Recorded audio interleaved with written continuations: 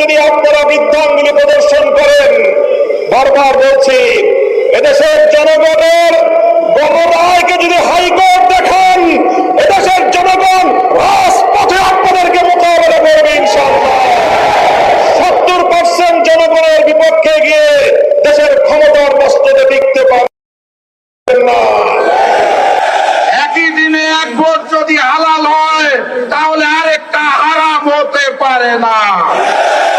70% জনগণের হ্যাঁ ভোটের রায়কে যারা অস্বীকার করে বেঈমানি করতে চায়, তাদের স্থান এই বাংলার মসনদে হবে না ইনশাআল্লাহ। একই সাথে একই দিনে দুইটা ভোট হয়েছিল। কয়টা? একটা সংসদ গঠনের জন্য, আরেকটা সংস্কার পরিষদ গঠনের জন্য। একই দিনের একটা ভোটের শপথ তারা নিয়ে বলেছে হালাল, আরেকটা শপথ না নিয়ে ম্যানেজ ভোটে জয়ী হয়ে বলতে চায় হারাম। একই দিনে এক ভোট যদি হালাল হয় তাহলে আরেকটা হারাম হতে পারে না।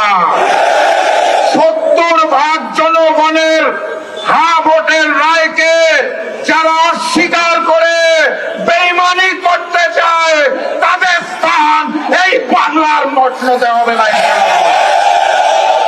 যাই বলা হয় তারা একটা শব্দ শুনিয়ে দেয়, কি সেটা? সংবিধান। সংবিধান উচ্চারণ করতে গেলে শেষে আসে ধান। তারা ভেবেছে এটা বোধহয় ধানের শীষ, এই কারণে বারবার বলে সংবিধান। এটা ওই যে নির্বাচনের আগে নিকৃষ্ট স্লোগান দিত, কি জানি, লাগারে লাগা ধান লাগা, ওই ধান নয়। এটা ৭২-এর মুজিববাদী সংবিধান, যা পরবর্তীতে শেখ হাসিনার সংবিধানে রূপান্তর হয়েছে। সেই সংবিধানকে তারেক বাদের সংবিধান আমরা হতে দেব না। অতএব কথাবার্তা পরিষ্কার, গণভোটের রায়কে সম্মান জানিয়ে বাস্তবায়ন করুন, না হলে যেই আন্দোলন করে তোলা হবে মসনদ থাকবে না ইনশাআল্লাহ। বিজয়ের পথে যাত্রা শুরু, জীবন অথবা মৃত্যু। আসসালামু আলাইকুম। সমবেত বিক্ষুব্ধ জনতা, একটা গল্প শুনেছি আমরা গ্রাম বাংলার। একজন মা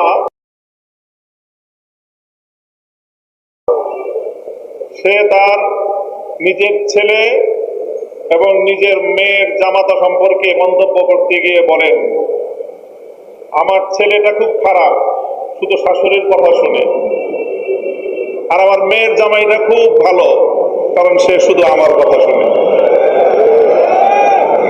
কথা শুনলে মেয়ের জামাই ভালো, আর কথা না শুনলে নিজের ছেলেও খারাপ। আজকে বিএনপির হয়েছে সেই সুবিধাবাদের রোগ। অন্তর্বর্তীকালীন সরকার প্রবর্তিত অধ্যাদেশগুলোর মধ্যে যেগুলো ক্ষমতাকে বৃদ্ধি করে সরকারের এবং সরকারের আরো নিয়ন্ত্রণ প্রতিষ্ঠা করতে সহায়তা করে, সেই সকল অধ্যাদেশগুলো বিএনপির খুব পছন্দ। আর যে সকল অধ্যাদেশগুলো, যে সকল প্রস্তাবনাগুলো জাতির কাছে জবাবদিহিতা বাধ্য করে, সেগুলো তাদের কাছে খুব অপছন্দ। তাই আমরা মনে করি বিএনপি আজ যে রাজনীতি করছে সুবিধাবাদের রাজনীতি। আমরা নির্বাচন পূর্ববর্তী সময়ে বিএনপির আরেকটি চরিত্র লক্ষ্য করেছি, সেটা হলো তলে তলে বিএনপি সারা দেশে গণভোটে ন্যায়ের পক্ষে ক্যাম্পেইন করেছে, কিন্তু প্রকাশ্যে সে ন্যায়ের পক্ষে কথা বলার দুঃসাহস তাদের ছিল না, সেই সৎসাহস তাদের ছিল না। এই জন্য লক্ষ জনতার সামনে বিএনপি প্রধান জনাব তারেক রহমান সাহেব গণভোটে হায়ের পক্ষে তিনি ক্যাম্পেইন করতে বাধ্য হয়েছেন। আমি জিজ্ঞাসা করি, উপরে এক কথা, তলে তলে আরেক কথা বলে, এটাকে আমাদের দেশে কি বলে?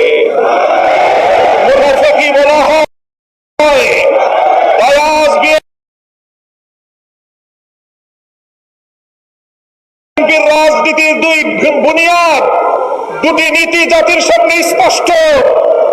এক হলো মুনাফিকের রাজনীতি, আরেক হলো সুবিধাবাদের রাজনীতি। মনে রাখবেন, জুলাই বিপ্লবের রক্তের উপর প্রতিষ্ঠিত নতুন বাংলাদেশে সুবিধাবাদের রাজনীতি, মুনাফিকের রাজনীতি বাংলার মানুষ সহ্য করবে না। জনগণের পক্ষে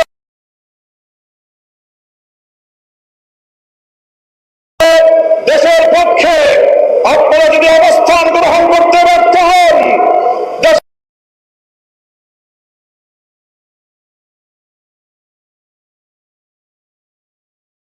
জনগণের ম্যান্ডেটকে যদি আপনারা বৃদ্ধাঙ্গুলি প্রদর্শন করেন, বারবার বলছি, এদেশের জনগণের গণরায়কে যদি হাইকোর্ট দেখান, এদেশের জনগণ রাজপথে আপনাদেরকে মোকাবেলা করবে ইনশাআল্লাহ।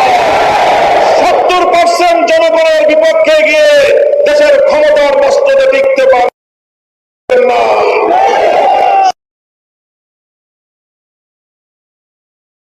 শহীদ জিয়াউর রহমান, বেগম খালেদা জিয়ার সন্তান, কান খাড়া করে শুনে রাখেন, জনতার বিরুদ্ধে গিয়ে কেম হাসান আজিজ মার্কা নির্বাচন করার চেষ্টা করলে পরিণাম শুধু আপনারাই পড়বেন তা নয়, আপনাদের অপকর্মের কারণে দেশপ্রেমিক রাজনৈতিক সংগঠনগুলোর নেতা কর্মীরা 28শে আগস্ট কিভাবে রক্ত দিয়েছে ঢাকার রাজপথে বাংলার মানুষ সে কথা ভুলে যায় নাই। আপনাদের ভুলের খেসারত দিতে হয়েছে আমাদেরকে। 25 বছর পর্যন্ত গুম, খুন আর হত্যার রাজনীতির শিকার হতে হয়েছে। তাই আমরা চাই ভালো ভালো দেশ পরিচালনা করেন, জনগণের রায়ের প্রতি শ্রদ্ধা প্রদর্শন করেন, অন্যথায় রাজপথে সংসদে আমরা আপনাদেরকে মোকাবেলা করবো ইনশাআল্লাহ।